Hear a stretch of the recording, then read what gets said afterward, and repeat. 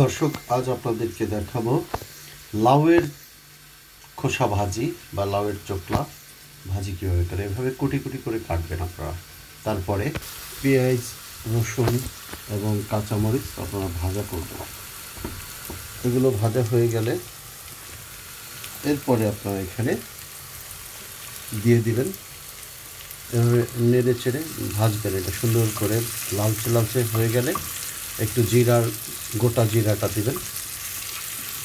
দেওয়া হয়ে গেলে তারপরে আপনারা এটার মধ্যে লাউয়ের চোখলাটা দিয়ে দেবেন। তারপরে আপনারা একটু ধনিয়ার গুঁড়া, তারপরে জিরার গুঁড়া এবং একটু হলুদের গুঁড়া ভুনিয়ে নেবেন।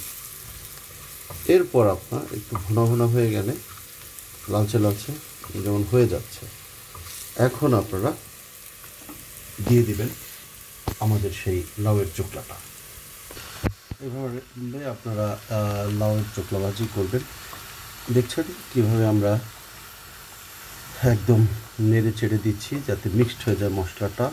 পেঁয়াজ, রসুন এবং জিরা, গোটা জিরা, জিরার গুঁড়া, ধনিয়ার গুঁড়া, হলুদের গুঁড়া, লবণ মিক্সড করে খুব সামান্য মশলা দেবেন যাতে হালকা ঘ্রাণ আসে, একটু টেস্ট হয় এই। তারপরে এভাবে আপনারা হালকা জলে একটু তেলটা মোটামুটি দিবেন। আমরা অলিভ অয়েল তেলটা পছন্দ করি, আমি সবসময় অলিভ অয়েল তেলটা ইউজ করি। আপনারা ওই অলিভ অয়েল তেলটা দিয়ে বেশি ভালো হবে এবং সরিষার তেলও মিক্স করতে পারেন। তো এভাবে আপনারা কিন্তু লাউয়ের চোখলা, লাউয়ের খোসা ভাজি করে খেতে পারেন। অসাধারণ স্বাদ হবে আশা করছি। সবাইকে অনেক শুভেচ্ছা। আমাদের সাথে থাকুন। নতুন নতুন যারা যে রান্না পারেন না, এখানে সাবস্ক্রাইব করে রাখেন। সব ধরনের রান্না আমরা আপলোড করবো।